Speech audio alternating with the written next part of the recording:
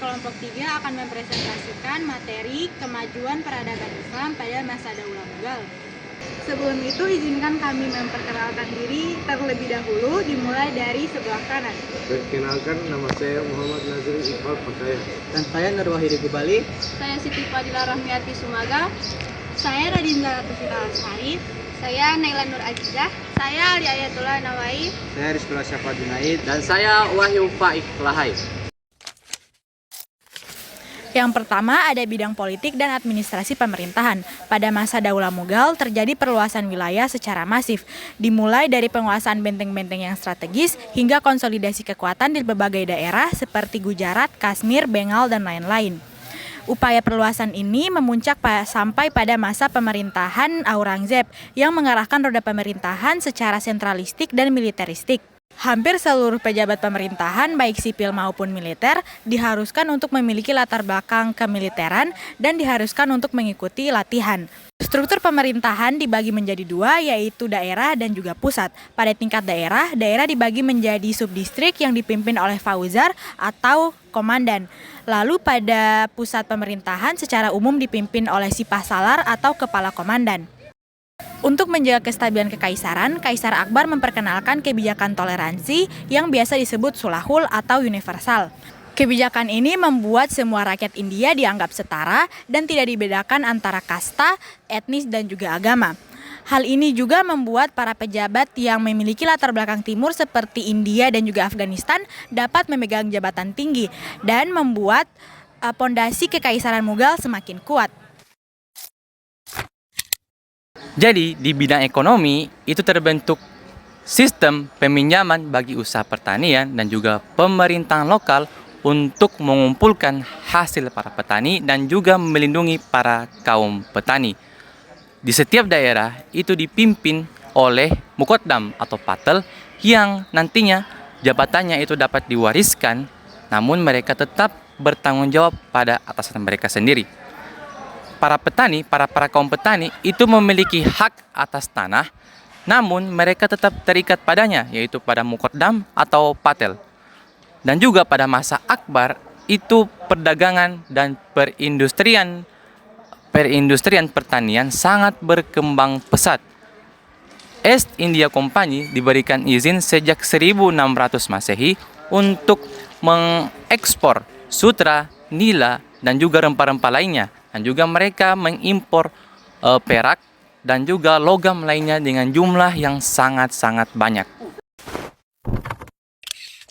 Nomor 3, yaitu bidang agama.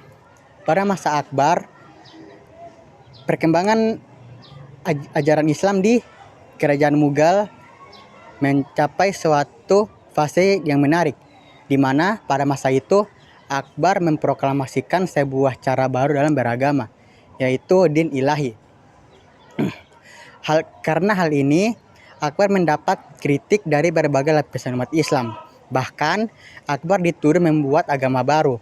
Pada praktiknya, din ilahi bukan sebuah ajaran tentang agama Islam. Namun, konsepsi itu merupakan upaya mempersatukan beragam umat-umat di India. Perbedaan kasta di India membawa keuntungan bagi pengembangan Islam, seperti pada daerah Bengal. Islam langsung disambut dengan tangan terbuka oleh penduduk, terutama dari kasta terendah yang merasa disia-siakan dan dikutuk oleh golongan Arya Hindu yang angkuh. Pengaruh Persia yang kuat, hal itu dapat dilihat dengan digunakannya bahasa Persia menjadi bahasa resmi dan bahasa dakwah. Oleh sebab itu, percampuran budaya Persia, budaya India, dan Islam melahirkan budaya Islam India yang dikembangkan oleh Daulah Mughal. 4. Bidang seni dan budaya. Munculnya beberapa karya sastra tinggi seperti Padmavat yang mengandung pesan kebajikan manusia. Gubahan Muhammad Zayaji, seorang penyair istana, Abu Fadl, menulis Akbarnameh dan Aini Akbari yang berisi sejarah Mughal dan para pemimpinnya. Daulah Mughal termasuk sukses dalam bidang arsitektur. Taj Mahal di Agra merupakan salah satu puncak karya bidang arsitektur pada masanya. Diikuti oleh Istana Fatpur Sirki, peninggalan Akbar, dan Masjid Raya Delhi di Lahore. Stabilitas politik yang diciptakan oleh Akbar mendukung pencapaian kemajuan di dalam berbagai bidang, di antaranya bidang ekonomi, ilmu pengetahuan, dan peradaban. Kemudian, dalam bidang ekonomi ditandai dengan adanya kemajuan dalam sektor pertanian dan perindustrian.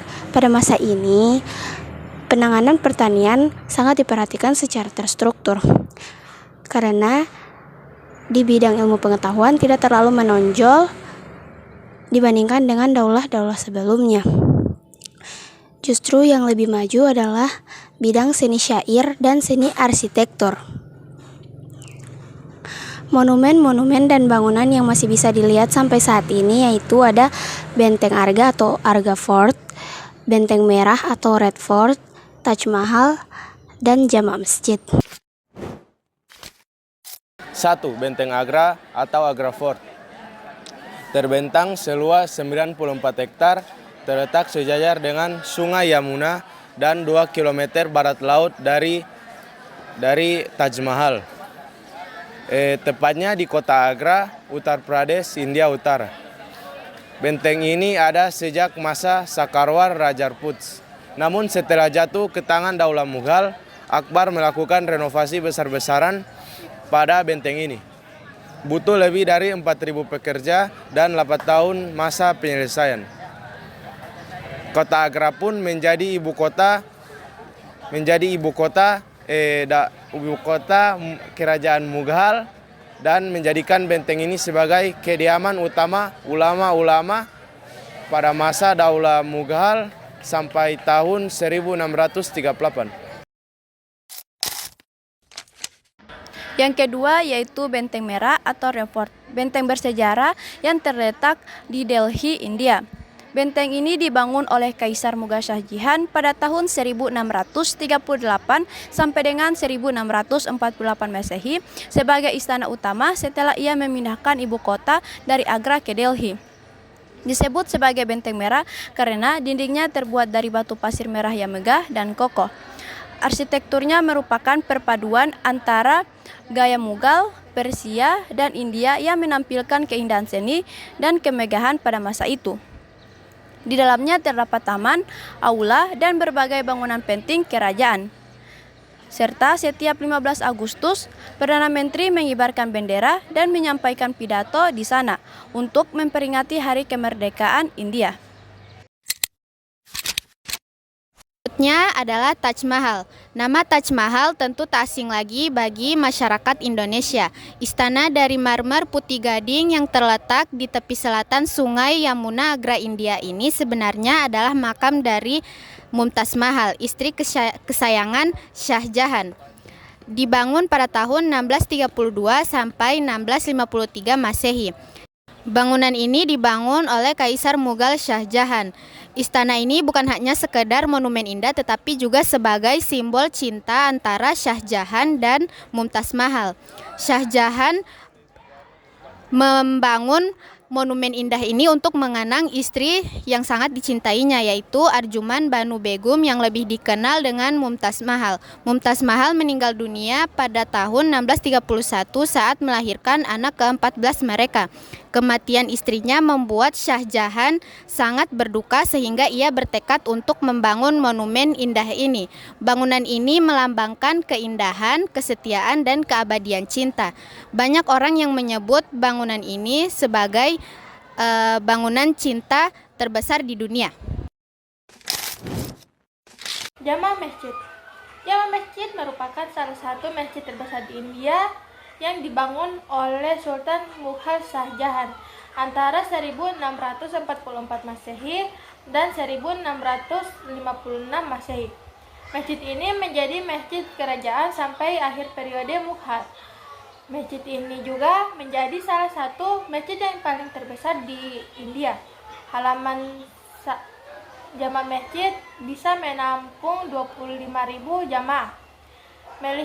melihat kemegahan bangunan-bangunan tersebut, tidak heran lagi jika Daulah Mughal disebut sebagai salah satu daulah yang berjaya di abad ke-17.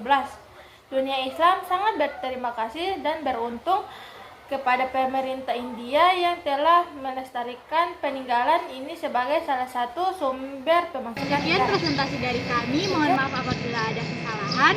Wassalamualaikum warahmatullahi wabarakatuh.